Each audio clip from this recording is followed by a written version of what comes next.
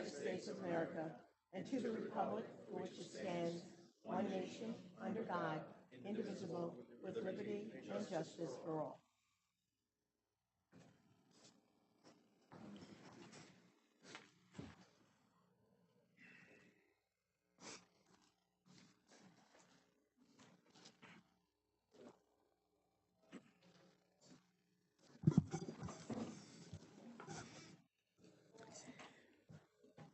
Good evening. We will begin. There are 4 applications for the board's consideration scheduled for this evening, and I'd please ask the clerk. Our first application is TC number 5444 Kings Associates Holding, LLC. Madam Clerk, if you would please read the first hearing notice. Thank you, Madam Supervisor. Applicants request a change of zone from Residence C District to General Service T District, along with a modification of TC 5062 in order to construct an office building. This property is located in the Sayville School District and located on the north side of Main Street, approximately 251 feet east of Macon Avenue, Sayville.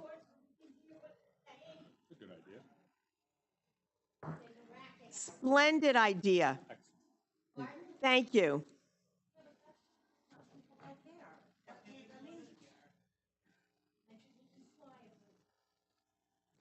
Proceed. Oh, that's it? Do you want me to reread it? Or? Thank you.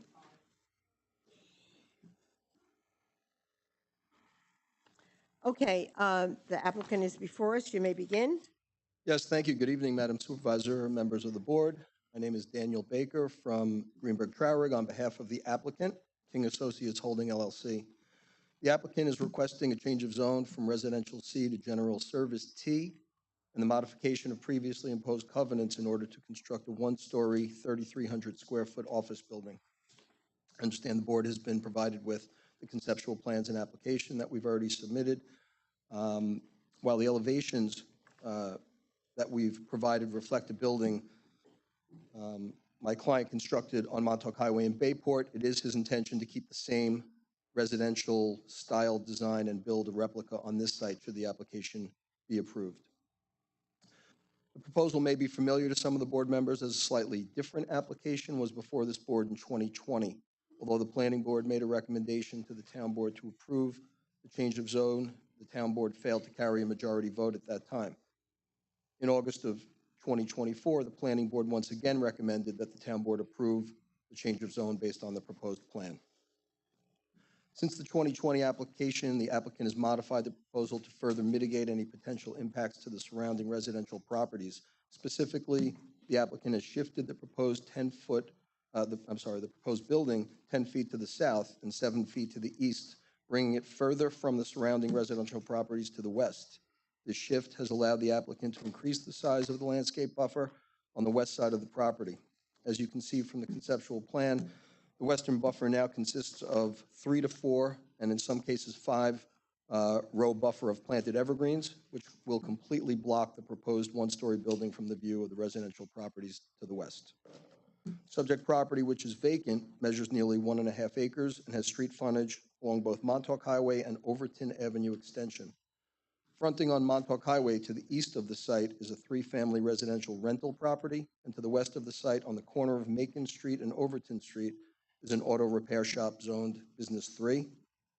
There are 4 single-family homes on Macon Street that back up to the subject property, either to the west or on the northern side of the subject property. It should be noted that the southernmost home on Macon Street, lot 35.4, is contained within the Business 3 zoning district. Directly across Montauk Highway to the south, there are other properties zoned Industrial 1 and GST. These uses include Morgan Auto Supply and an office occupied by Coastal Practice Consultants, which appears to be a mental health practice type building. Subject property is currently zoned Residential C and obtained town board approval in 2010 to construct 6 senior residential units contained in 2 buildings totaling 7,000 square feet. Included in the packet that we've presented to the board is a depiction of the previous approval overlaid on the current proposal. As you can see, the site disturbance of the current proposal is far less than that was approved in 2010. Moreover, The building envelope is less than half of that which was previously approved, allowing for far more natural vegetation to remain. The proposed office building will be located on the subject site to permit the maximum setbacks and buffers to the surrounding properties. The GST zoning district requires a buffer of 25 feet when adjacent to a residential zoning district. The code required buffer is noted on the concept plan along the perimeter of the property. As you can see, the proposal provides for substantially larger buffers than is required. The northern and eastern sides of the property will remain in their natural state. It shows up as light green on the plan that I think is in the packet that you should have.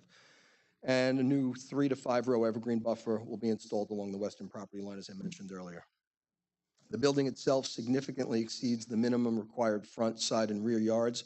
At its closest point, the building is set back 70 feet from the western property line.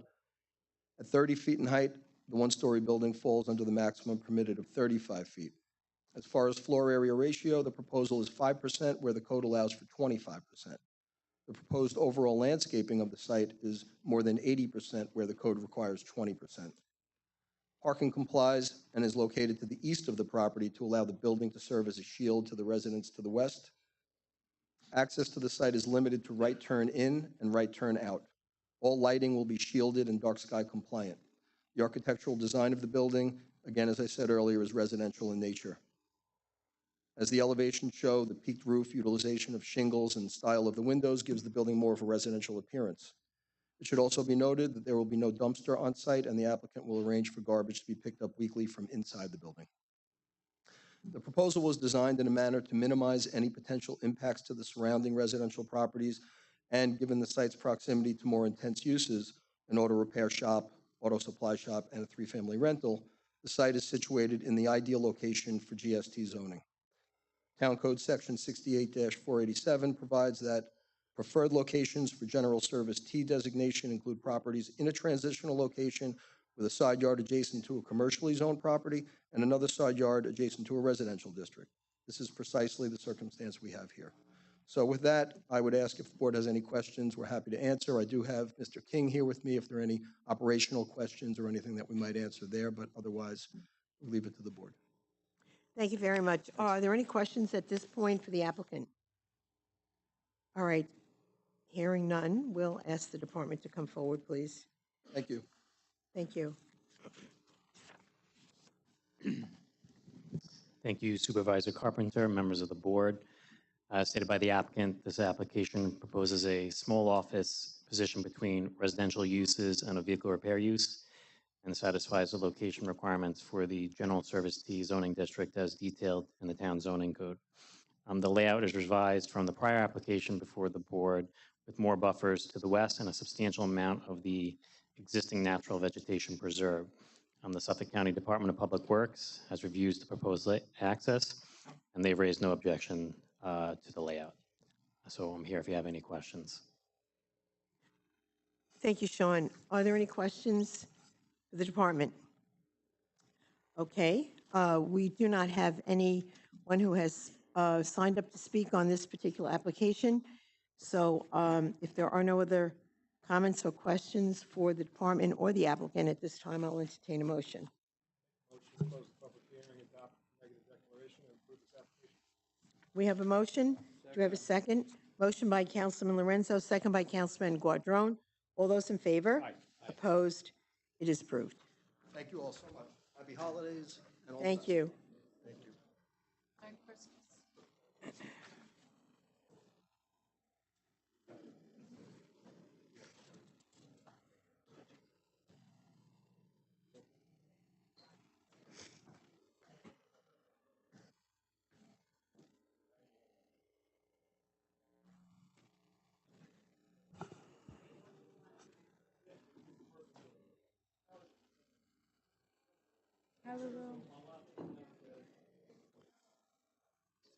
Our second application is Manor Large, Inc., TC 5447.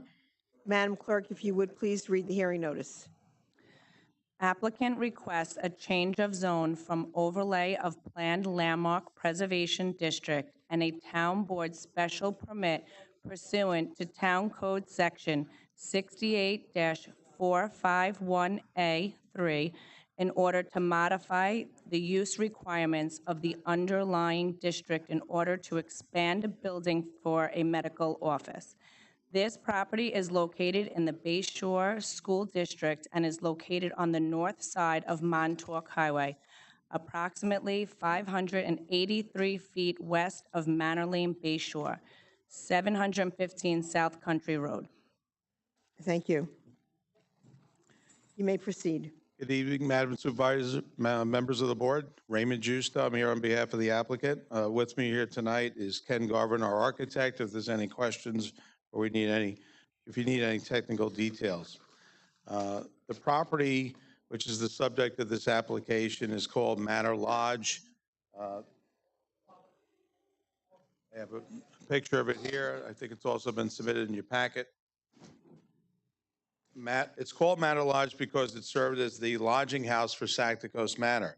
The town assessor records has this structure being built in 1810, making it more than 200 years old. We've received some information that it's more likely was built in 1703, just after Sacticos Manor was built. It was used to lodge servants and traveling companions of the nobles that were visiting Sacticos Manor, and we do believe it has significant historical significance, I should say.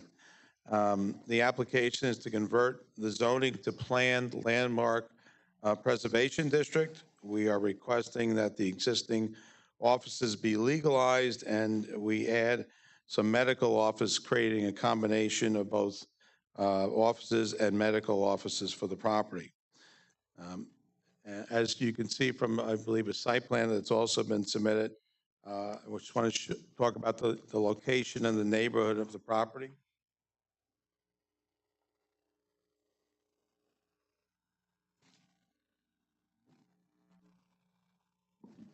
Hopefully you have that in your packet.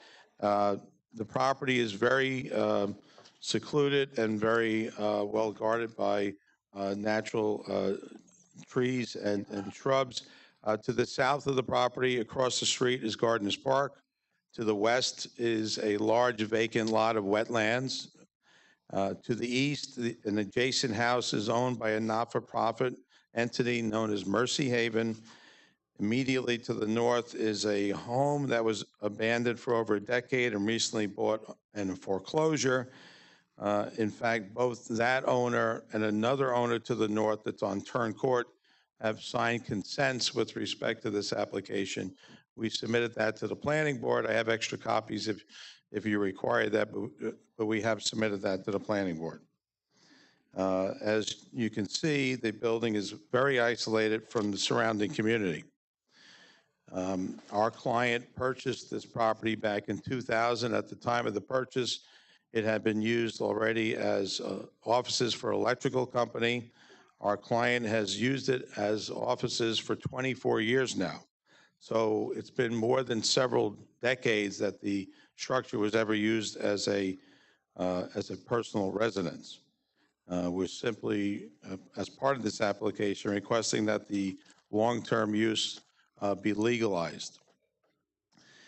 In considering some options, our client did consider demolishing the existing structure due to the size of the property and building a large residence. However, Ramco Development, our client, has a history of successfully restoring historic structures here, especially in the town of Islip.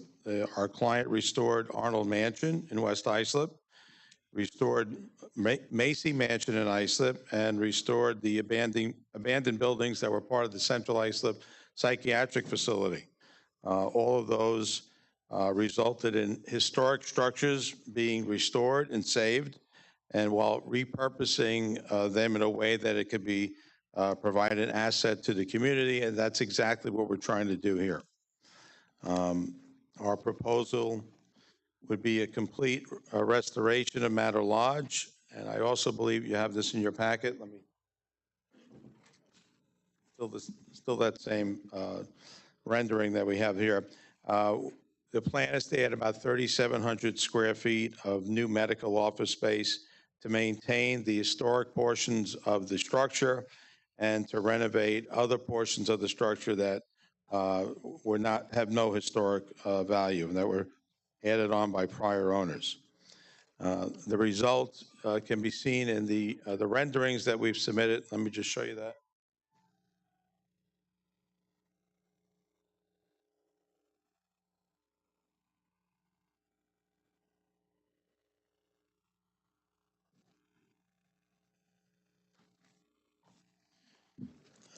Since the building or the structure is located between Good Sam Hospital and South Shore University Hospital, we're proposing that the new office space be for medical office. We think it would be a perfect spot for that. With respect to the property itself, the proposal would have a building that would only occupy 10% of the entire property. The FAR would be only 18%. We would have a 25-foot buffer around the entire property, and it's already, as you can see, the natural landscaping that's there will be left in its natural state. There's a tremendous amount of mature trees that are within this buffer area. It provides a source of screening for the neighbors. It also allows some shading in the parking lot. Lastly, in working with the planning board, it was recommended that we land bank some parking spots. So it's not on this particular rendering we have here, but I believe we've submitted it to you. Our plan now calls for land banking 4 spots. Those would be replaced with trees, as well as islands within the lot that will also have trees. It's our belief that given the current use of the property for a long time as office and the location of the property on Montauk, it would seamlessly blend into the surrounding properties, and it would have no negative impact whatsoever in the area. Lastly, we have worked very closely with the planning department in coming up with this plan and this concept. We reviewed the proposed covenants. We're in complete agreement with them. So at this point, we're here to answer any questions you may have. Are there any questions at this time? Okay, appears not, so we'll hear from the planning department, but stay tuned.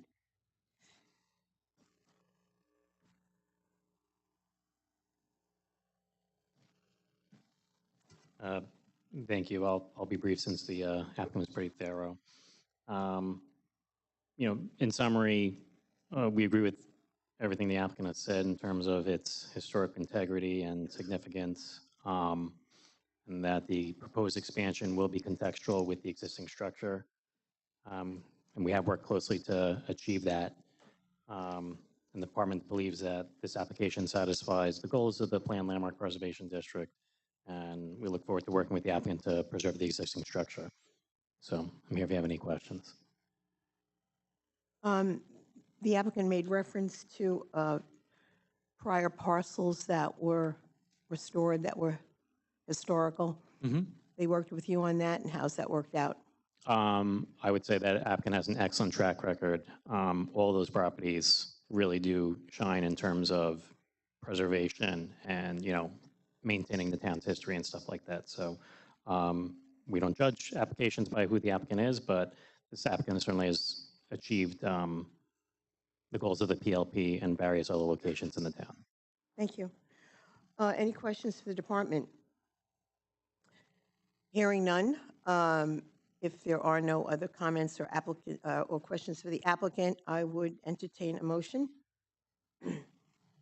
I'll make a motion to close the public hearing, adopt the negative declaration, and approve the application. We have a motion and a second. All those in favor? Opposed? It is approved. Thank you very much. Happy holidays. You too.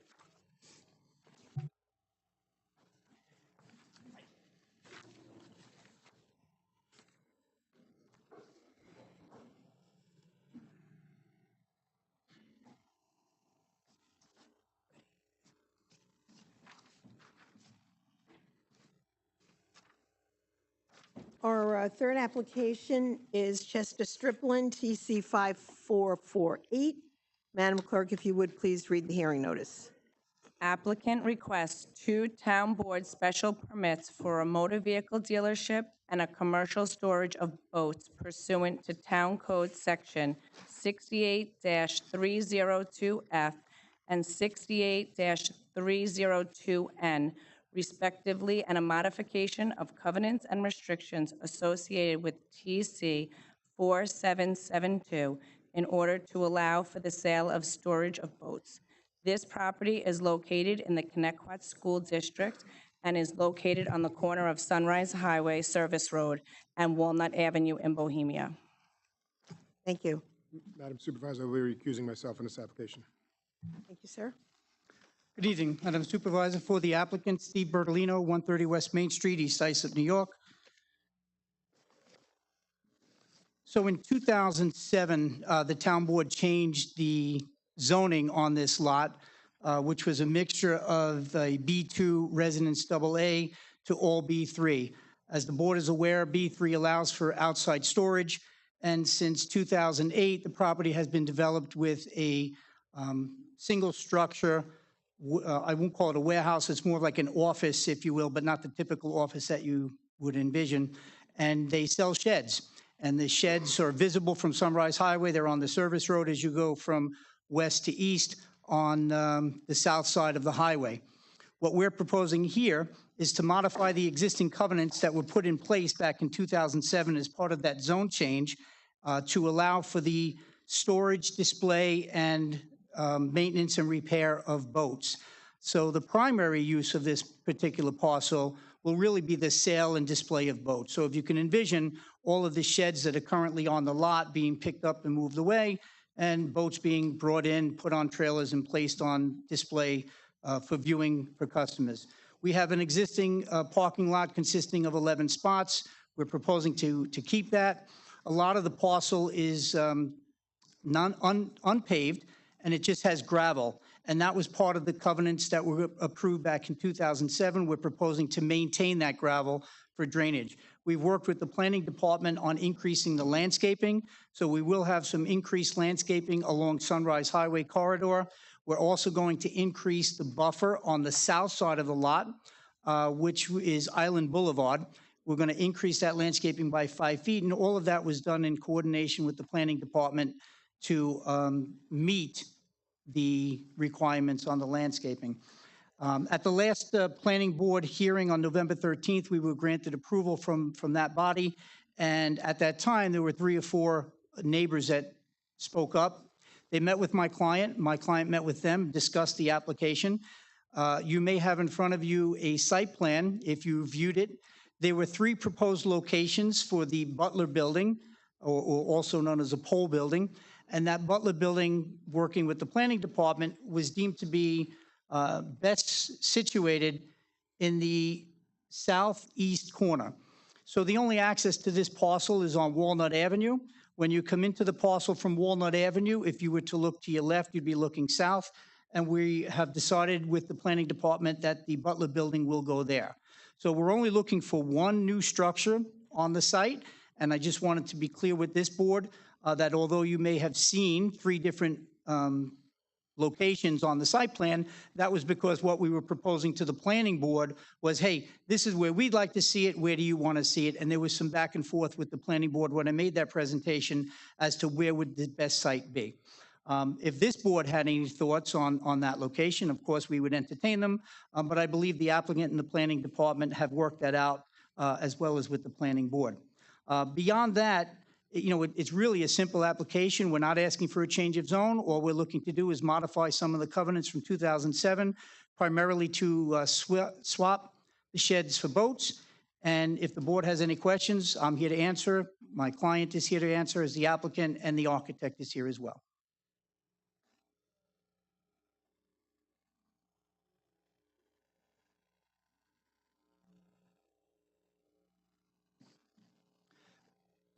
We don't have, Madam Supervisor, we don't have elevations. Are you saying elevations for the new proposed building? It's really a steel, how should I say, a steel commercial building, if you will. Yeah. The 4th page.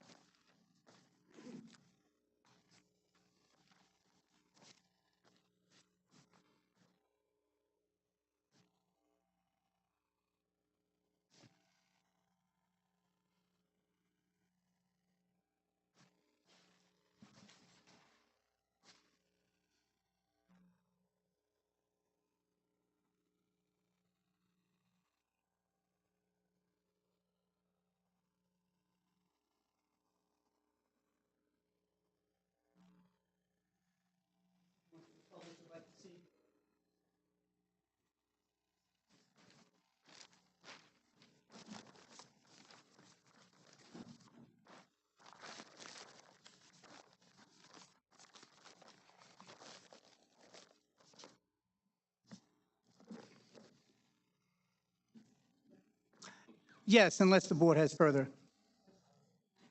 I had one other question. So compared, I know the site, I'm familiar with, compared to the number of sheds, how many number of boats will it be? Mr. McElway, we haven't really qualified or quantified the number of boats that are going to be there, and I use both words interchangeably because I don't think it was the intent of the applicant to actually limit. Obviously, you can only put so many Yeah. boats on the lot. What I did at the planning department presentation was kind of compare some other local boat dealerships in the town of Islip, and one would be Great Bay Marine, which is on Sunrise Highway in Islip Terrace. The other one would be Whitewater Marine out in Sayville. Whatever your preference may be, we hope to be looking more like Whitewater. So Whitewater is a little bit more spacious, it's a little bit more open, whereas Great Bay seems to just pack them in, if you will, for lack of a better expression. And, not to put another business down, they're doing what works for them, and that's wonderful. We do not believe that that is a good business site. It's not a good way to sell boats, in my client's opinion. He'd rather have the visual effects be known so that people can walk in without having to peer and look around, if you will. With that in mind, we do not have a firm number, but I can assure you, we do not want to look like one versus the other. Gotcha, thank you. I have a question. Certainly. Councilman O'Connor? Mr. Bertolino, as always, you've challenged me. It was my goal here tonight to sit here quietly and listen, not say a word all night, and now you're making me break my promise to myself. I forgive you. The two boat, similar uses, boat storage facilities that you mentioned are on Sunrise Highway Service Road, correct? Correct, And your applicant's application is for Sunrise Highway Service Road, correct? correct. All right, so I broke my promise to myself.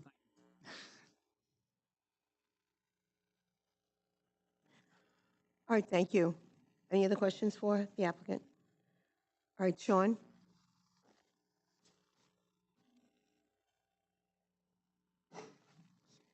Thank you. As stated by the applicant, this application proposes to swap out shed and gazebo sales for recreational boat sales and storage. The applicant would be providing additional plantings along the south side of the property and orient any activity with regards to boat preparation away from the nearby residences. So we do think the applicant is adequately addressing the necessary mitigation needed associated with the impacts of the newly proposed use. So with that, I'm here if you have any questions.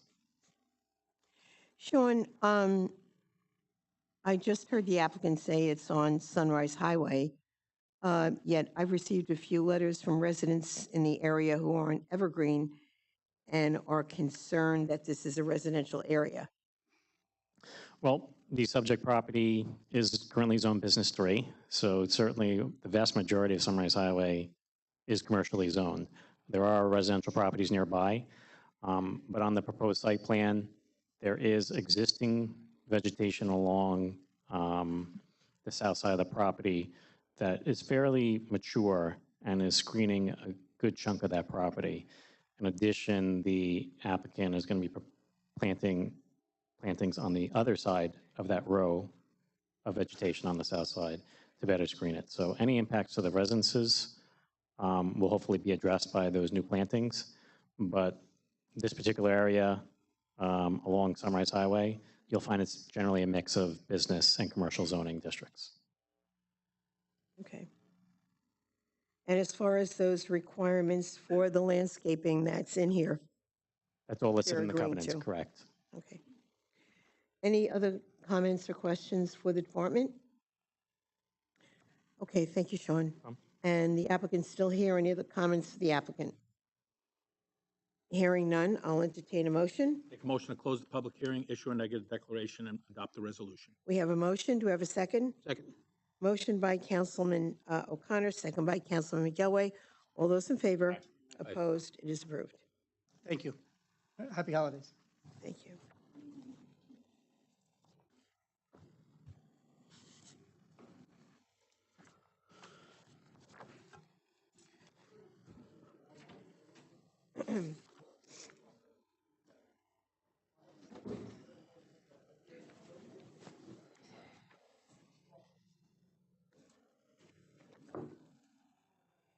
Okay, we have our fourth and final public hearing. for the board's consideration this evening, TC 5443, Sunrise Development, Inc. Madam Clerk, if you would please read the hearing notice. Applicant requests a change of zone from Residence AAA District to Residence C District in order to construct an assisted living facility. This property is located in the Islip School District and is located on the south side of Saxon Avenue between Joyce's Way and Angela Lane in Bay Shore. Thank you. You may proceed. Good evening, Madam Supervisor, members of the board. My name is Anthony Guardino. I'm a partner with the law firm of Farrell, Fritz, and Hopog. I represent Sunrise Development, Sunrise Senior Living, which is seeking to zone a 7.5 acre portion of a 14-acre parcel located at 26 South Saxon Avenue in Bay Shore. Again, as was just mentioned, from Residence AAA to Residence C, and they are looking to construct an assisted living facility on the portion that they are seeking to rezone, which is only the 7.5 acres, and the remaining 6.5 acres would be preserved as open space in perpetuity. Sunrise is a Virginia-based company that operates senior care facilities around the country. They've been in business since the early 80s, operates literally hundreds of senior communities around the country and in Canada. It has 11 facilities on Long Island. It has one in the town of Islip. Sunrise of Holbrook is located in the town of Islip, was approved by the town about 25 years ago. Ordinarily, I would stand before you and go through my presentation, walk the board and the public through the site and the application. However, because this application's been pending for so long, it's been about 5 years now, been pending before the town, and it's been pending in the court of public opinion for 5 years. There's a voluminous record, which I respectfully request be incorporated, that was presented to the planning department and the planning board, that I respectfully request be incorporated into the record of this proceeding. And I am confident this board is familiar with this site, so there's no reason for me to go through and tell you what you already know. But what I'd like to do is provide some salient facts about the property that we'd like you to consider before you make a decision on this application. So these are just facts about the site, and I'll go through this quickly. The 14-acre site is located in the northern portion of the South Saxon Peninsula. It's only about 450 feet south of the Business 3 Commercial District along Montauk Highway. It is improved, the property is improved with several structures, including a large 3+ story institutional building that served once as a seminary and as an active school. Today, the site is underutilized and functions only as a retreat house and a spiritual center for the Montfort missionaries. And the Montfort missionaries have decided to sell this property. This property is for sale and will be sold. The site sits in between the Windcrest age-restricted multifamily townhouse development to the north and the Awixa Creek sewer pump station to the south. The northern portion of the peninsula is characterized by a mix of high, medium, and low-density residential uses, and there are some commercial uses, and there are even some industrial uses that are located on Degnan Boulevard, just a short 1/10 of a mile away. There's the Windcrest, the Maples, and the Anchorage are all examples of multifamily residences that are located in very close proximity to this site, and all of them are zoned either Residence C or Residence CA. The 14-acre site is exempt from paying real property taxes because it's owned by a religious institution. These are statements of fact. There's no opinion here. So I just want to give you a couple of facts about the need for housing for the town's rapidly aging population as recognized by the town board itself. So I looked at the town's comp plan update. It says that persons over the age of 60 represent the fastest growing segment of the population, and there is a need for diversified housing options for these people, for these seniors. This board actually recognized that recently in July of 2021 because it amended the zoning code to allow for assisted living facilities as another as-of-right residential use, senior residential use in the town's Residence C district, along with senior citizen single-family dwellings and senior citizen apartments. When the town adopted that legislation, it expressly recognized an existing and growing need for the provision of housing. It says especially designed for senior citizens. That's exactly what's being proposed here. The proposed assisted living facility will provide much needed housing options for those members of the town's aging population that want to live independently but need assistance. They need help with daily tasks such as bathing, dressing, and taking medication. Again, these are all statements of fact that come from the town's comp plan, and if you look at the town's code, those statements are in there. So some quick facts about Sunrise's application and the evolution of that application. So originally, when Sunrise made the application in 2019, the application was for 180 units. It would be 90 units of assisted living and 90 units of independent living. And the reason why they made that application, this site is very large. It's 14 acres. Could you repeat that again? Yeah, so originally the application was for 180 units on the 14-acre parcel, 90 units of assisted living and 90 units of independent living. The original proposal actually had some of the buildings encroaching into the floodplain. That's no longer the case, but that was the original application. So when we appeared before the planning board in December of 2019, some concerns were raised by the planning board, the planning staff, the community, and then Sunrise modified the plans to essentially reduce the size and scope of the development by half and the building height by a third. The modifications included reducing the overall density, as I just mentioned, from 180 units to 90 units and getting rid of the entire independent living component, reducing the floor area from 187,000 square feet to just 85,000 square feet, reducing the height of the building from 3 stories and 50 feet to just 2 stories and 35 feet to bring it down to the same scale as a residential home in the community, a single-family residential home in the community. They reduced the amount of on-site parking from 160 spaces to just 65 spaces, which they could do because the independent living component was out, so they removed that. They reduced the area to be rezoned. Originally, we were seeking a rezoning of the entire 14 acres. They don't need the entire 14 acres, so we are now seeking a rezoning of just 7.5 acres, so cutting that roughly in half. And then relocating the building so that it's now located entirely outside of the floodplain. Once the building got smaller, we were able to pull the building out of the floodplain. And then preserving, and this is very important, preserving 6.5 acres or 46% of the site as undeveloped open space in perpetuity. That's part of this application. Then there were some concerns raised by residents who didn't want 2 curb cuts in front of their homes. Sunrise reduced down to 1 curb cut, so there's only 1 in, 1 out. There were concerns raised by those who reside on the southern end of the Windcrest to the north, and they questioned why do we need to have a parking lot so close to our homes. Well, now when we shrunk the size of the building and the development, Sunrise relocated the parking lot out of the north side and brought it to the south side, so now it's 300 feet away. So there's no parking lot located anywhere near the Windcrest, and that was in direct response to the community. Do we have any of the boards up here? Well, in your packet, you've probably seen the renderings. So the building was purposely designed with many of the same architectural features and elements, such as gable roofs and a very large wraparound porch, which you'll see in other residential structures in the area. And it's reminiscent of many of the grand summer homes that existed in Bay Shore, south of Montauk Highway. Nearly half of the Sunrise site will be preserved as open space for the benefit of the community and the town in general, and it will do that either by way of a restrictive covenant or through a conservation easement held by a land preservation group, whatever the town feels most comfortable and is the best way to ensure that 6.5 acres is forever preserved as open space.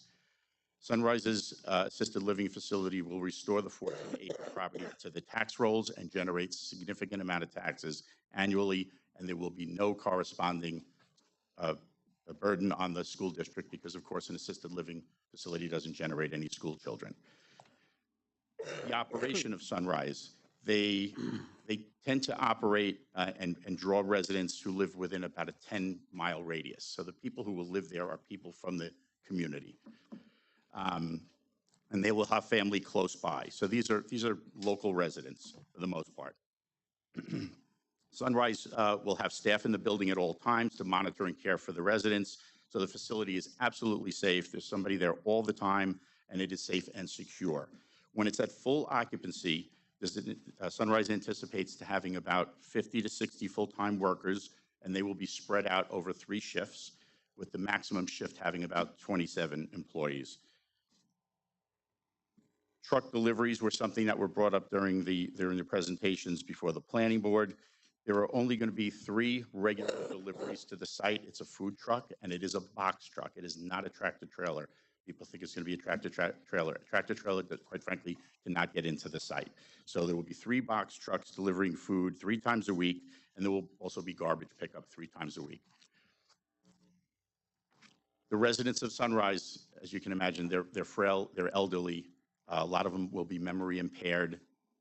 Very few of them will drive or own cars. So this is not a traffic generator. There was a traffic study prepared by Stonefield Engineering on behalf of Sunrise, and the conclusion was that the proposed development would have a negligible impact on traffic operations on the adjacent road network. Stonefield's report was submitted to the town. The town submitted it to the town's own traffic expert, LKMA, and LKMA concluded the traffic generated by the proposed project will have little to an imperceptible impact on traffic operations on the roadway system. So this is not a traffic generator, and this will not create traffic problems. And that's coming from our expert and from the town's expert. You can verify these facts that I'm mentioning and how the Sunrise works by going to Sunrise of Holbrook or actually to any Sunrise facility on Long Island. And of course, the traffic conclusions can be verified by speaking to your own traffic engineer. There is a very close assisted living facility to this site. It's called the Atria. It's located just a few blocks to the west at 53 Ocean Avenue in Bayshore. The Atria and the proposed Sunrise are about the same size and height. They have similar number of units, similar operational processes, similar number of employees, similar shift changes, similar truck deliveries, and traffic impacts. Both are surrounded entirely by single-family homes. Quite frankly, the Sunrise is not surrounded by single-family homes because we do have a pump station. But one of the bigger differences is that the overall Sunrise property is 3 times larger than the Atria. The Atria, as you know, has quietly operated next to single-family homes and its present site for about 20 years without incident. From what I can tell, I did look into this. I don't believe there were any incidents there. The town also recently approved a 72-unit assisted living and memory care facility known as Nether Bay at Bayshore at 36 South Clinton Avenue, which again, this one is directly across the street from several single-family homes, just like the proposed Sunrise. That one, admittedly, is a little further north towards Main Street, but directly across the street are single-family homes. And then I just want to make a couple of statements about the future of this property, because I think it's really important. The Montforts have made it very clear that they are no longer able to maintain these buildings and the grounds, so they must sell the property. In other words, if this board denies this application by Sunrise, another application is going to be right around the corner. What that application looks like, I have no idea. You have no idea. But the most likely scenario would be for some other religious organization to acquire the property and reuse the existing buildings and the grounds for religious purposes. And, well, it's religious. Please let the speaker have the Thank you. courtesy of quiet. Thank you. Right. And they would use this building if they acquire it for religious purposes. And any number, and again, the principal use could be a house of worship, but the courts have said there are many, many permitted religious accessory uses, such as daycare, schools, parish houses, social clubs, soup kitchens, and overnight shelters for the homeless. They're all absolutely permitted in the residence AAA district. So if another religious organization buys this property and decides to operate it differently, and it will be different from what's there today, because nothing is there today. And if they operate it, there's not a whole lot the town board is going to be able to say, because not only does the town zoning code allow for the use, religious uses, as you know, are protected by RLUIPA, which is the Religious Land Use and Institutional Persons Act. So that's a federal statute which protects these types of uses from discrimination and unreasonable limitations on zoning of these particular uses. And you have to think about, there are many different religious organizations, right? There are traditional religious organizations, non-traditional religious organizations. They're all protected. They all have different operations and different religious missions. Some are limited to services they have on weekends, right? A traditional Christian church, Catholic church, may only have services on Sunday, but not all of them, not all religious organizations operate that way. Many may hold services multiple times a week. They might even hold them multiple times a day. And there's not a thing that the town board can say about that, or the community. Some have local congregations where people walk to the church or the facility. Others draw worshipers from far away.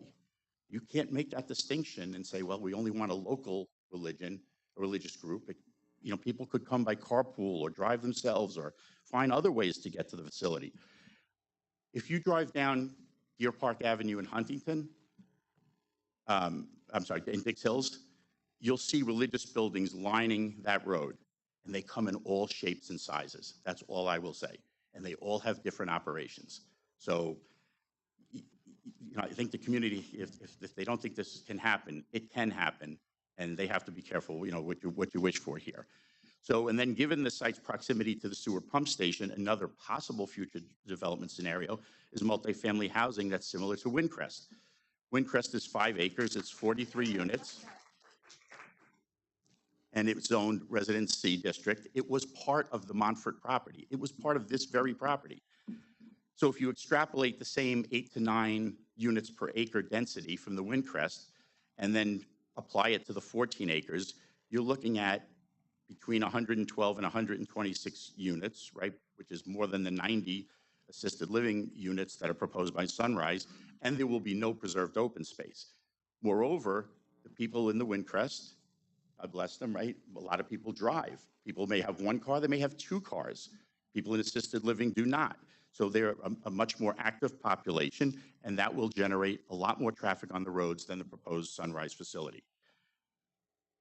And then I would say the least likely future development scenario, although people will think it's the most likely because the Residence AAA district provides or permits single-family residential. We think that's the least likely because my client is, aware of the cost of the property and aware of the cost of demolition of the asbestos-laden buildings that are there. The cost of demolition is very, very expensive here. So when you take the land cost and the demolition cost, the land value is going to be so high that it won't make economic sense for somebody to try to build single-family homes. It's just not going to happen. So the town board is now at an inflection point, right? It has to decide whether to approve the Sunrise application and allow it to construct this pared-down assisted living facility that will generate very little traffic, provide the housing options that the town board has recognized are needed, and preserve 6.5 acres of open space. Or does it roll the dice and react to what comes down the pike next? Unless, of course, what comes down the pike, as I mentioned, is another religious use over which the town will have little or no control and also receive no tax benefits. So each of you have to assess whether that risk is one that you're willing to take. So as I conclude, I believe that if you distill the merits of this application from the outside influences and the emotion of local residents who have an unrealistic expectation of preserving the status quo, you'll recognize that there are many benefits associated with this application. As you prepare to vote on this application, we simply ask that you consider the significant concessions that were made by Sunrise to address the concerns of the planning board, the planning staff, and the community, and then just view this application through a planning lens. If you look at it from that perspective, simply planning, and you must decide whether you believe that a residential community that assists elderly people with basic activities will have a negative impact on the community, or whether the proposed assisted living facility, coupled with a conservation easement to preserve 6.5 acres of the site as open space in perpetuity, represents sound planning for the benefit of the existing and future residents of the peninsula and the town in general. By any objective standard, we are confident that you will see that the merits of this application because it checks many of the boxes.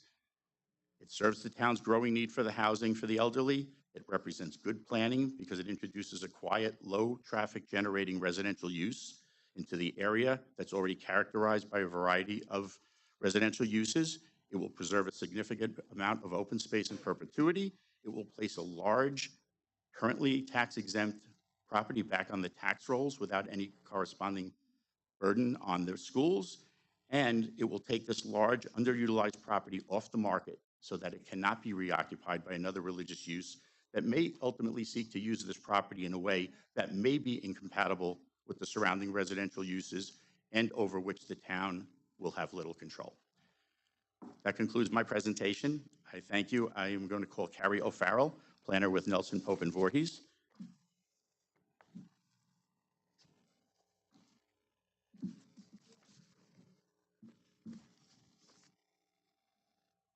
Good evening, town board members, Supervisor Carpenter. My name is Carrie O'Farrell. I'm a senior partner with the firm of Nelson Pope and Voorhees. I'm a certified planner and environmental scientist. I'm also a little under the weather, so I apologize if I'm a little less enthusiastic than normal, but I will do my best. And by all means, welcome your questions when we conclude. Our firm was responsible for preparation of a planning analysis report, which is part of the record, dated April 2022. This report looks in significant detail at the existing conditions in the community. It assesses the need and demographics of the surrounding community in terms of age, and as recognized by this town board in the changes that you made recently to the residency district, and including assisted living facilities within that district, acknowledged the need for assisted living and housing options for the aging population that you have. That is common throughout Long Island, but also specifically in this area. And you'll see that based on the census data, within Bayshore itself, 38% of the population is within that 65 and older with a disability of some kind. So it is relevant to this area. Sunrise's model looks at proximity to their facilities and the likelihood of there being a population within that area that would utilize the facility, as well as their sons and daughters, those that would like to visit them. So they look at a number of factors, I'll say, in planning their locations. And there is a need in this area. There is a population that supports the use. What is also important in our planning report that needs to be considered in looking at this application is, was mentioned by Mr. Gordino, but I would like to emphasize it from a planning standpoint. This site is not a vacant piece of property. It has a history of land use that has some intensity to it, more intense certainly than 12 single-family homes.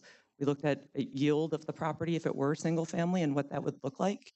We looked at single-family as it would lay out on the property and how much land you would get to preserve versus how much land would be in lots. So the majority of the land would be in lots, private ownership in this, in a single-family as of right condition. This applicant has looked at modifications of the design, as Anthony brought up, looked to limit the area of development and move that area of development outside the floodplain. Looked to, and I don't want to steal too much of the next part of the presentation, but looked to preserve a significant portion of land that could be utilized in perpetuity just as open space, or could be public available parkland. We've gotten input from the community in multiple public meetings over the stretch of this application, and we welcome either option. The Suffolk County Planning Commission, you may have seen recently, they are an advisory board when there's change of zone applications. And you may have seen an October decision by the Suffolk County Planning Commission, which I thought as a planner was very odd. That decision recommended denial based on two factors. And I'd like to go over that because there seems to have either been a mistake, which is possible, or the actual current application was not reviewed. The reasons for their denial were, number one, it says that the proposed development is located in a 1 to 500 year FEMA flood zone. And it says new residential developments must consider the effects of climate change that are occurring now and in the future to consider health and safety and avoid putting people's lives into impending harm. In this case, vulnerable seniors and health compromised individuals in this event, in the event of a Category 2 hurricane.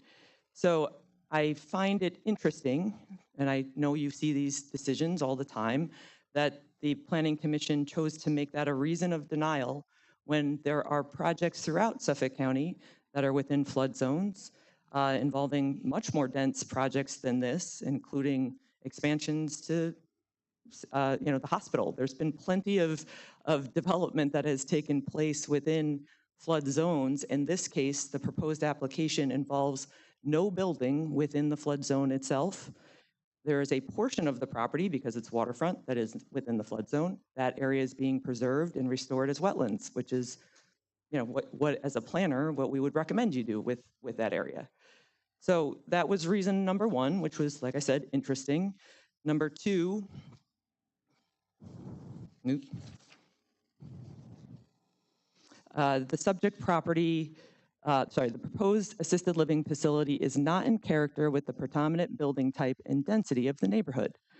And then the reasons, it says the character of the neighborhood traveling south from Main Street past the multifamily transitional uses along South Saxon Avenue is predominantly 1- and 2-story detached residential dwellings in a residential zone AAA at a medium to low density. The proposed density of the subject building on the 7.5-acre property is 12 units to the acre. This is not in character with the existing and permitted as of right uses in the neighborhood. So the county's Planning Commission recommendation, or that rationale, seems to ignore the fact that there is a surrounding land use pattern which is multifamily to the north in densities greater than this, and that this is an assisted living facility, meaning that from a density standpoint, we're talking about beds, as a term of unit.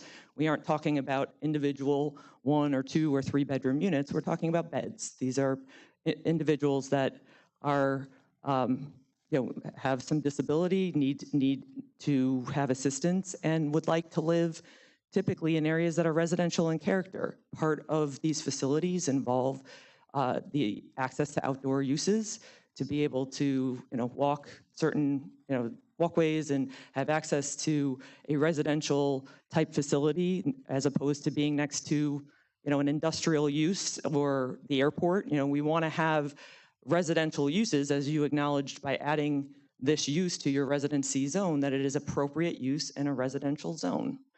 And again, there's many examples of that throughout the town.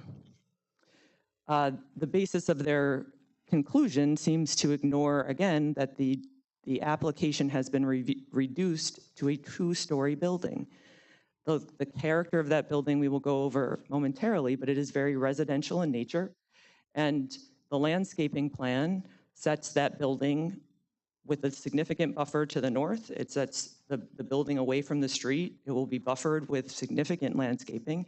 It will be buffered from the south and from the water. So people on the other side of Awixa Creek also aren't going to see the backyards of a bunch of single-family homes. In this instance, it's a restored, ecological / open space area. The Planning Commission did not appear to review the 2022 planning report, which is part of the record and was, I guess, should have been transmitted to them. I'm not sure if it was, but it is available to the public. It is important to understand that this application reduces impervious cover. There is an existing larger building there. It is an older building, and what you see from the street right now versus what you would see from the street after this project would be constructed is a significant improvement. It is not an age structure. It is a well-designed and meant to be very well-kept and attractive, I would say, low-density use because of the nature of the employees' comings and goings and the limited nature of the residents' activities off the subject property. The report was also amended and goes into great detail on the characteristics and the compliance of this use as it relates to other multifamily projects, to the nearby multifamily projects. It looks at all the other assisted living facilities in the town and where they're located, provides the zoning context of each one of those.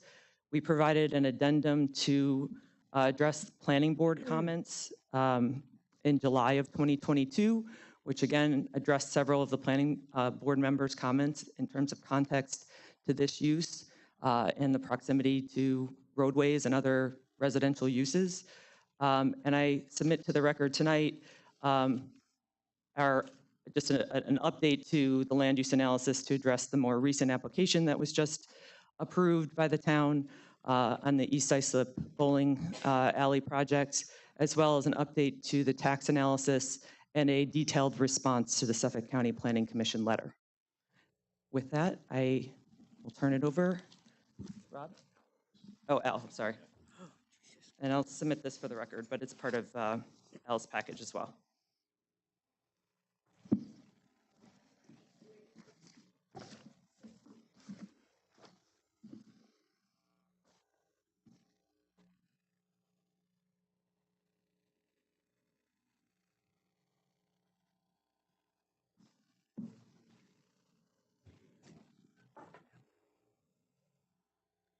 You may begin. Thank you, Madam Supervisor. Good evening. Al Amato, Amato Law Group, 666 Old Country Road, Garden City, New York, 11530. I'm acting as co-counsel to Mr. Guardino and on behalf of Sunrise Development, Inc. I'm going to make this very brief. I'm here to request. Good idea. Thank you. Thank you, Madam Supervisor. I'm here to request that the board approve this application as a reasonable accommodation which is necessary in order to afford the elderly and disabled and handicapped individuals an equal opportunity to live in the Bayshore area. Under the FHAA and the ADA, Sunrise's residents are considered handicapped and a protected class under federal statutes. In support of the application, I've summarized the presentation that would otherwise give before this board in a few affidavits and reports, and if I might present that to the board and to submit it into the record.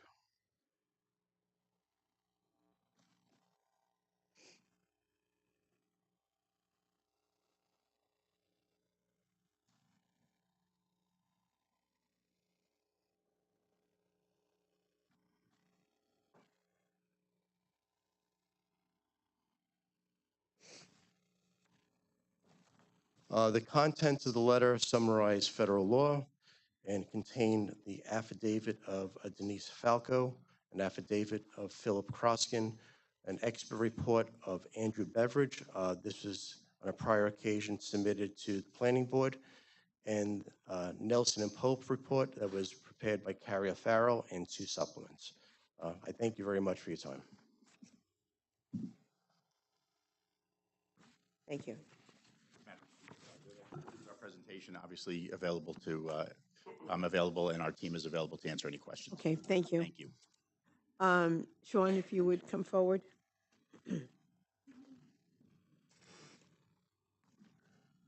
Thank you. There's not much more to add.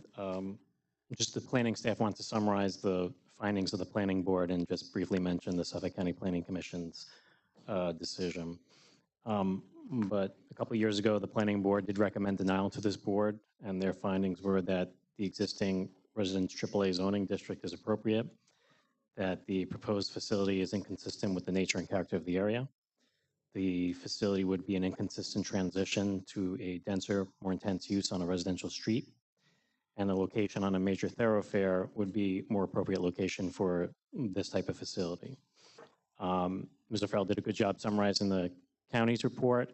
The reason why it is important is while it's not binding on the board, it is a requirement that if the board were to override the county's decision, it would require a supermajority of the board to override it. So that would mean 4 members would have to vote for it. So there's not so much more to add to that. I'm here if you have any more questions. I did have one question, Sean. A statement was made about if another religious group came in, the kind of uses that could be there. If another group were to buy the property, a religious group, would there be any control on what could be there? There'd be limited control. In terms of the use, it's pretty well known that religious uses do have protection from zoning requirements. It's a federal statute. In terms of what they might add to the property, the town does have site plan review and would review building permits, engineering review where parking lots would go, drainage, traffic control, stuff like that. But no, generically speaking, we don't know what future use might hold for this property if another religious institution were to take over it. But yes, they do enjoy protection from local zoning requirements. Thank you. Any questions for the department? Sean, I just have one question too. You said that the planning board did the review. Did you review this the second time with the reduced from the 180 down to 90? That's correct. Their recommendations denial are still was based on the current 90 unit. Based on the current 90. Thank you. Any other questions for the department? Okay, I'd ask the applicant to stand by. We have a number of cards that have been filled out. People want to be heard on this application. You have 3 minutes to bring your comments forward. Just to remind you, this is not a question and answer, so whatever comments or concerns you have, this is your time. Then I'll have the applicant come back and respond to some of the concerns that have been raised. First speaker, Laura Schlimbaum.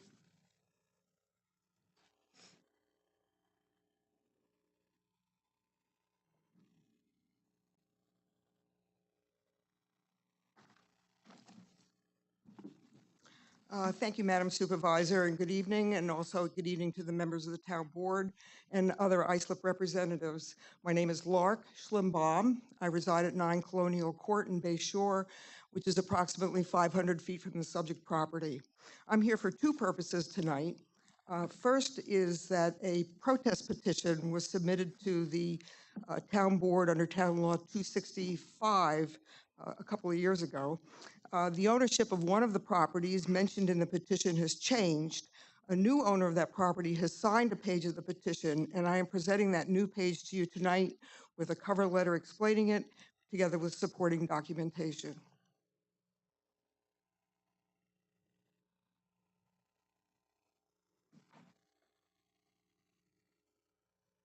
As a result of that, this also now requires a supermajority for this application to go forward and be approved. The second reason I'm here is to urge you to deny the application.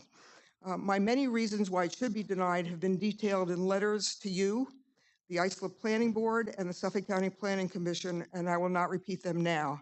I understand that all of that is part of your record, and I believe that you are familiar with it.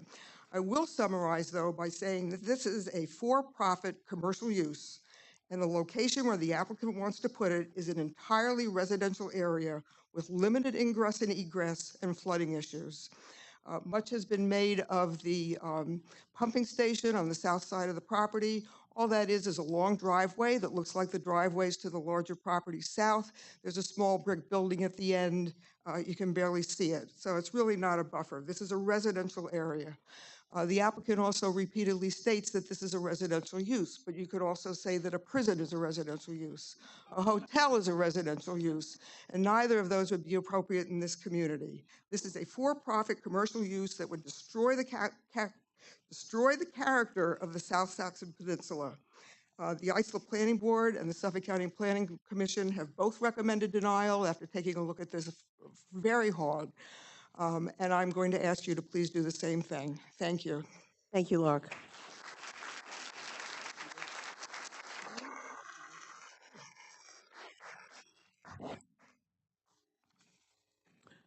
Ida no, wait a minute. Oh, Isla Balchiitis. Hi, Sorry. that's okay. Good evening. You have just heard a reason for denying this application. Hopefully you will hear many others this evening. This is one perspective. I live in the Windcrest community, which is adjacent to the Montford property to the south. When that community was originally planned in the 1990s, the Town of Islip Planning Board approved the application, citing it was to be a buffer between commercial properties to the north and residential homes to the south. An assisted living facility is not consistent with the original intent of the approval of that original application of the town. I ask you to imagine your home, sitting in your backyard, and within 100 feet of your backyard, there's an ingress-egress road that runs behind your home and 10 of your neighbors that will service a 90-bed assisted living facility built just beyond that road. It will be used 24/7 by 3 shifts of staff, doctors, therapists, visitors, food deliveries, package deliveries, garbage removal trucks, utility trucks, and many others. Who of you would stand up to say, I want that road and building in my backyard? I don't think so. Well, we don't want it in our backyard either. After thorough and extensive investigations and citing numerous explanations why, the Town of Islip Planning Board recommended denying this application. And in addition, the Suffolk County Planning Commission also recommended denying this application. The change of zone application to Sunrise Assisted Living should be denied. Sunrise is a for-profit, commercial, corporate enterprise and should not be built in this residential area. Thank you. Thank you.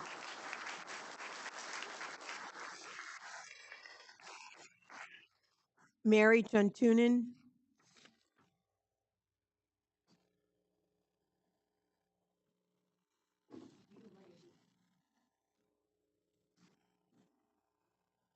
Mary Juntunen, 3 Green Avenue, Bay Shore, 11706. First thing, condolences on your loss. Thank you. Second of all, no. I said that 2 years ago. The guy that gave the spiel the other day, no. I see no reason for that. You want to build another bunch of condos? Fine, these people are wonderful. They mind their own business. They walk, they're just nice people. But for Sunrise and 2 years of construction, destruction, they put that stuff in awful big trucks. And I'm going to be the driveway on Green. So I don't care what these guys say. No.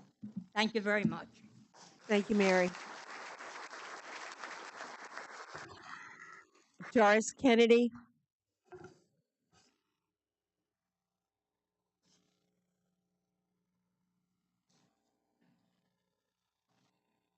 Good evening. I had a little speech prepared, but a few things have changed since listening to their presentation. First thing I want to mention is they did not scale down the project because of the neighborhood's concerns. They scaled down the project because independent living was not a permitted use at that location. So it wasn't based on what we wanted, it was based because they couldn't do it at all. I'm not sure how many of you are familiar with Degnan and Saxon Avenue. Degnan Boulevard is a road, there's 2 roads down onto the peninsula. Degnan Boulevard has a serious flooding issue. I did send everyone on the board some pictures of that. At any given time, it doesn't have to be a category 1 or 2 hurricane. If we have some really bad rain and a high tide episode, the road floods across and encroaches into the other streets, making Degnan completely impassable. So if there were a storm coming in the neighborhood and we had to vacate the area, the only way out of the neighborhood is Saxon Avenue. First and foremost, one of the things I do want to mention, if this were rezoning, it would create a dangerous precedent to the other parcels located further south. There are other large 10, 15-acre parcels located down Saxon Avenue, as well as across the canal on Awixa. This would open up rezoning to any of those other properties without discretion. We're not naive. We don't expect a park to be there. We don't think it's going to remain unused for the rest of its lifeline. Threats of what could be there How about threats of residential homes, owner-occupied properties, less dense uses, things you're not going to have dumpster pickups at residential homes. 50 to 60 employees with overnight shifts. There's going to be Ubers sitting out there idling. There's going to be family members there idling the cars in the middle of the night waiting for pickups. Those are things that aren't happening in residential neighborhoods overnight. The apartment complexes that they referenced are all further north, things that not further south where it is now. Ambulance visits. You ask any assisted living facility, and at minimum, there's one ambulance visit a day.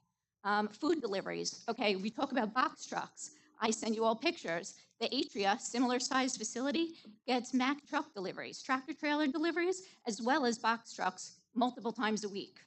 Similar facility. There's no way 3 box trucks are going to feed 100 residents plus staff members 3 meals a day. The excessive traffic between food deliveries, linen services, medical, commercial, entertainment, doctors, visitors, that's not what we have coming to our houses on a regular basis. It does not fit the nature and character of our neighborhood. Residential homes adjoining commercial properties have an automatic 5 to 10% reduction in your property values. Thank you, Don't Doris. take that away from us.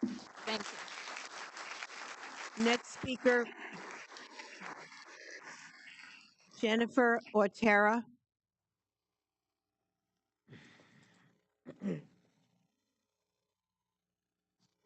Good evening, everyone. I live on 9 Boyd Avenue, which is very close to the Montfort current property.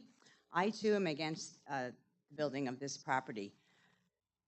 First of all, I want to say something. This threat always about we're going to discriminate against the elderly. Look at the room. A lot of us are elderly. In fact, according to your Zone C, in February 23rd, I will become one of the elderly. So I'm not here discriminating against myself.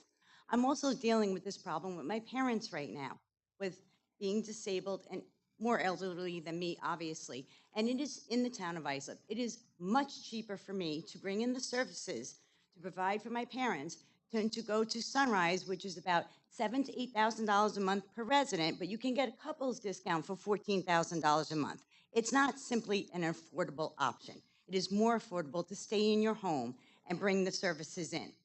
This is a commercial property.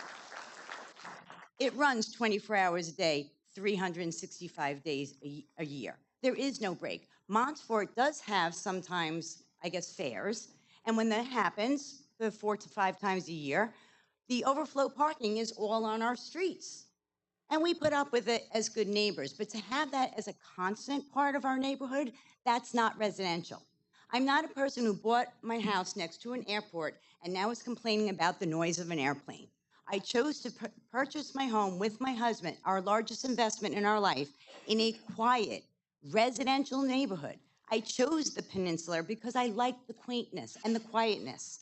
Doris is right about how we do have a problem with egress with storms, and they are getting worse.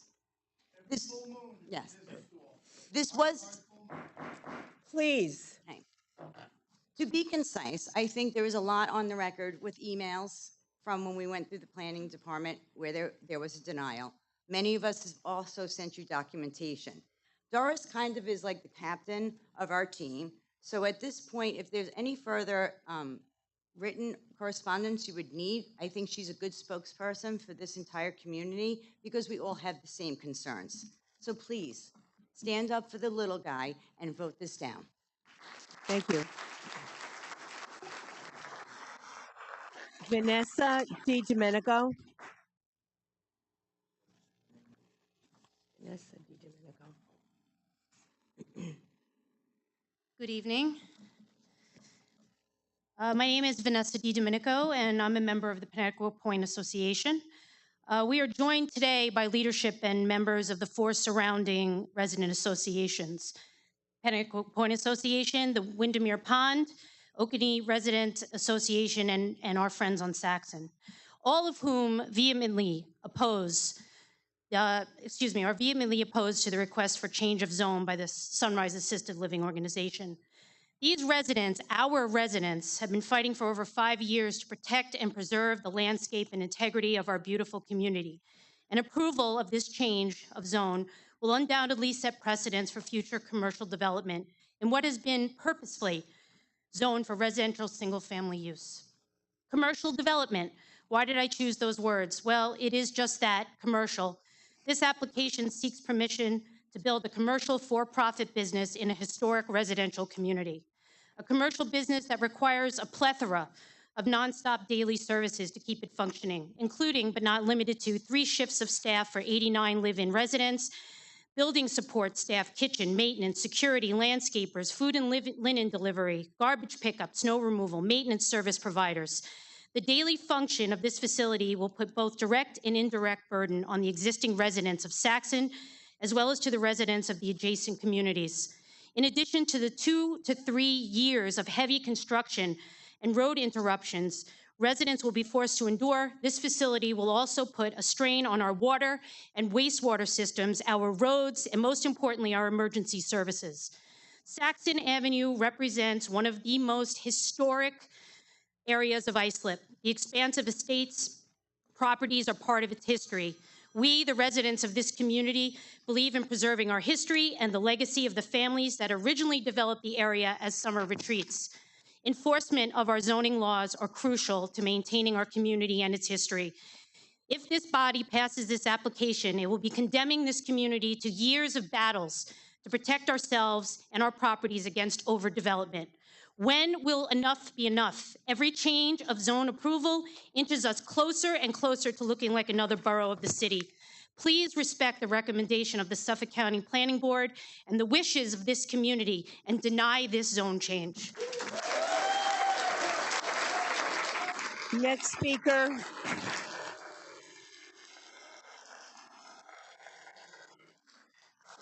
Elena Torregrossa.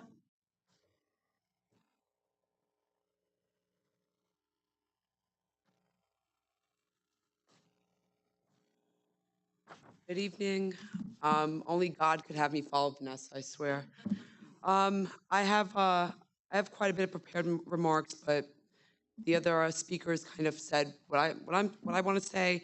I'm representing myself. I'm Elena Torregrossa. I live at 1 Swan Court in Bayshore, New York. My backyard is literally a Wixa Creek. I'm also speaking tonight not only as a homeowner, but as the vice president of the Windermere Pond HOA. The majority of the residents in my HOA, they're all over 65 years old.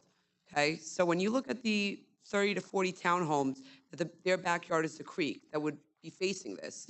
I heard a lot about like the protected classes. What about the protected class of the single mom who saved up for 20 years to buy her townhome and is now concerned about what this is going to look like? Or the 2 retired law enforcement personnel, that one was a Suffolk County detective who retired. He's 70-something years old, and now he's concerned about this too.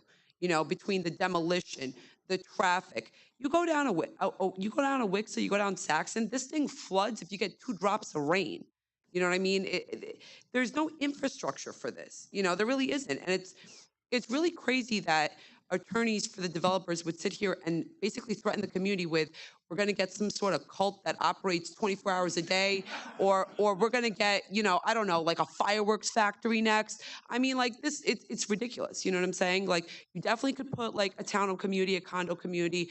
Listen, Windermere Pond, I think it's been in Bayshore for 30 years. It's a quiet community for pretty much, I think everybody of you is familiar with it. We don't have this going on. There's no in and out traffic. You know, and with this assisted living, like the other speaker said, it's not just the 90 beds, because the other one made a good point. Why not just put a prison? There's beds there too. There's cells. Why not? You actually lock them in there. You get their visitors. You get the staff. You get the doctors, the specialists. And what about those residents in a flood zone? You know what I mean? Like, imagine trying to evacuate disabled elderly people from that type of situation. I mean, it's actually like a dangerous. It's not suited for the area. We are strongly, strongly, strongly opposed to this. And I'm speaking on behalf of 157 townhomes. We put this out on our page and we asked people, like, are you opposed to this? I got 157 opposed. I don't even get that when we run for the board, anywhere near that. That's how vehemently the residents are opposed to this. So I'm asking you respectfully, please please deny this application. We'll take our chances if we get a fireworks factory. I'm sure that the town would never allow this. I mean, we have enough going on. We've got the homeless shelter at 401 East Main Street. I mean, how much more can we take? You know, thank you. Thank you.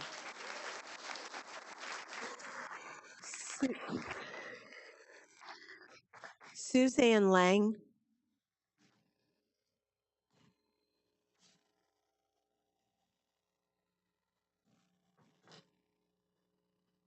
Hello, and thank you for this opportunity. I wasn't planning on speaking. I'm at 10 Colonial Court in Bayshore. However, all the points that I had wanted to say have been brought up.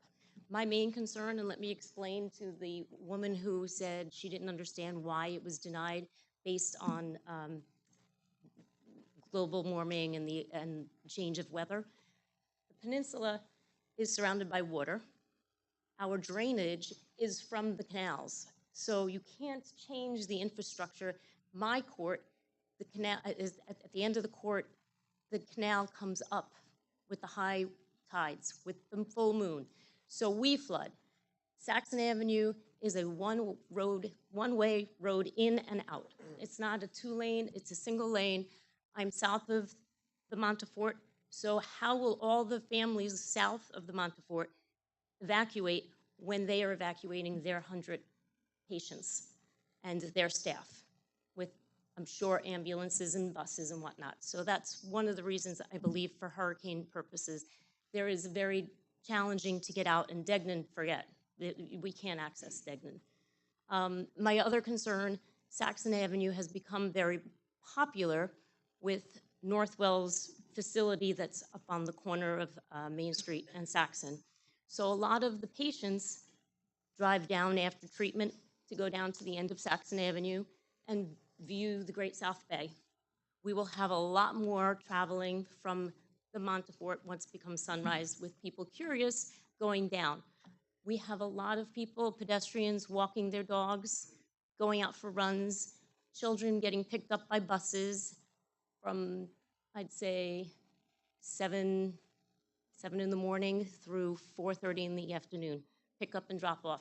So there's a lot of safety issues if we put in then a commercial building with more trucks and more traffic. And that's all. My concern is the safety of the people who live there already. Thank you. Thank you. Charles Geddes.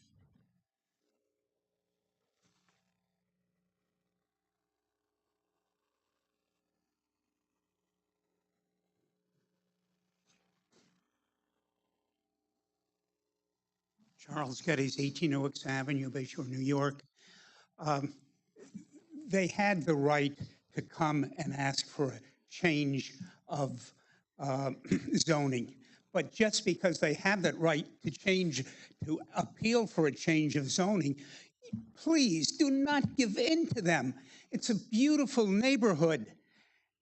Yes, you'll get more tax money coming in, and that would be the only benefit that I could see for the town of Islip and the school districts. But to change the zoning was set for the community. And the community is here telling you they don't want it changed. And I beg you, do not change the zoning. Thank you. Lisa Cairo.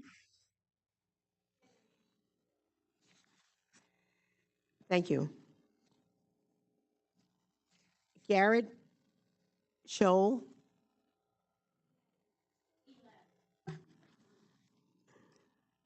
Michael Cox.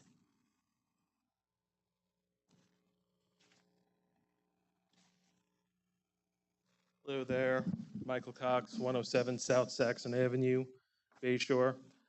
Just a couple of quick items that come to mind. I actually heard two interesting things tonight that I have not heard previously before. The first is the concept of Arlupa and ultimately what may or may not happen with it. I just think it's worth clarifying that Arlupa just doesn't apply to this site. It applies to all sites, right? So to say that the potential for this to be developed by some other religious organization because of Arlupa, that's a given, and that's something that should be recognized. The second has to deal with What I believe I heard was the Fair Housing Act. What I suspect is brewing is some form of equal protection claim or the like, in the extent that the board chooses not to proceed forward with the change of zone. Obviously, it's a highly discretionary act, and I don't think that'll land well, but it seems more like a threat than an actual legal basis to do something. So it's really not appreciated when you're coming in and asking for something changed. So I wanted to call those two items out. And thinking about the cherry picking from the comprehensive plan that I saw tonight in terms of what uses may or may not be appropriate in the entire plan, there are lots of appropriate uses. I mean, sand mining, concrete plants, asphalt plants, all needs and uses that the town needs. Doesn't necessarily mean that it jives for this particular piece of property. So that's all. Thank you. Thank you.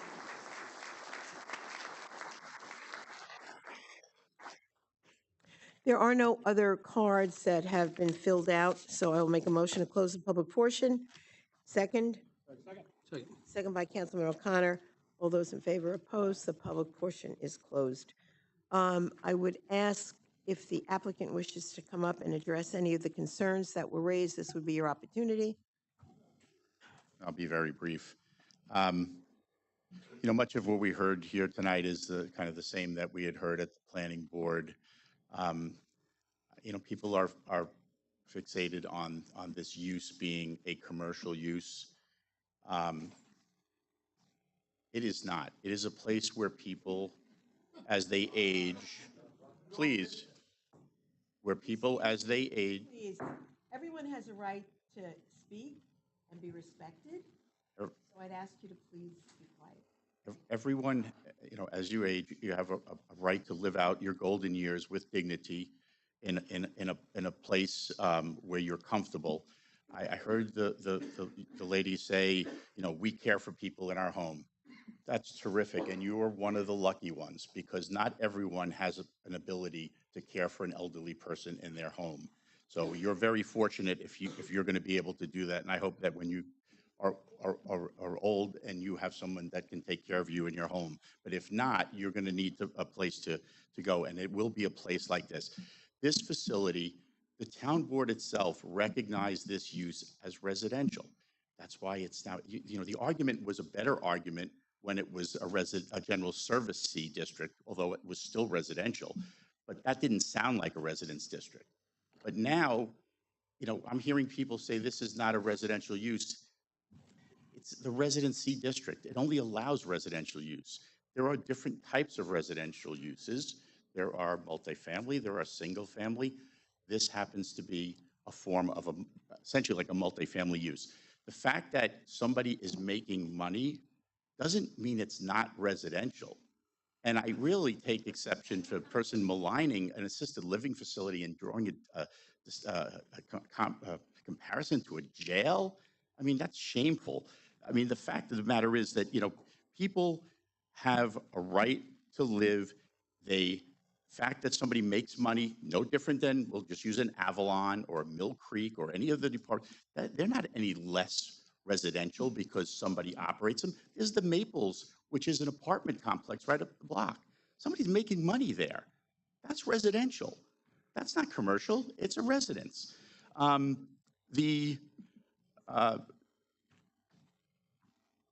There was a statement made, and I just want to get into somebody said that you can't have independent living. That's not true.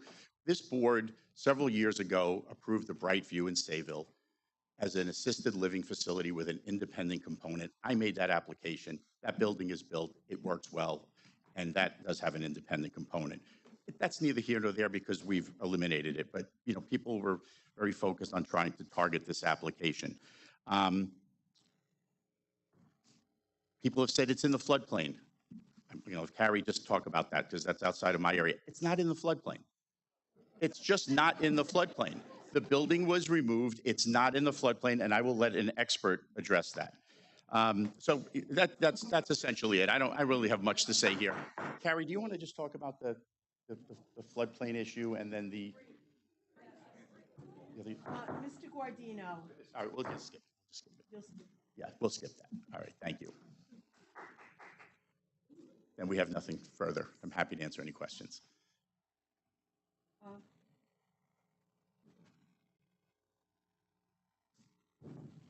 Thank you. Thank you very much. Are there any questions for applicant? No, good. Okay, thank you. Sean, would you come back up, please?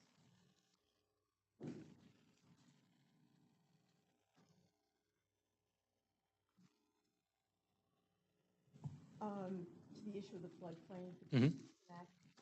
Sure. So yes, part of the property is within the floodplain. The applicant has relocated the building from the prior application to outside the floodplain. So the current proposal, the building itself is not in the floodplain. Thank you. Are there any questions or comments for the departments? Okay, there are no other cards that have been filled out. Do I have a motion on this application? I'd like to make a motion to reserve decision tonight, as there's been many comments raised tonight that should be addressed prior to bringing this back for a decision. All right, there is a motion to reserve decision and a second. And it will give people an opportunity to get more input and comment. And all those in favor of the reserve? Aye. I said that, I apologize, my microphone was off. There's been a motion made to reserve decision, to close the hearing and reserve decision. There's been a second to that motion. It means that it will come back at some point, but there'll be an opportunity for anyone who wishes to continue to comment, send your emails or comments in before this is before the board again for consideration. All those in favor of reserving decision? Aye. Opposed? The motion is reserved. Thank you. There is no other business to come before us. Motion to adjourn, second. Thank you.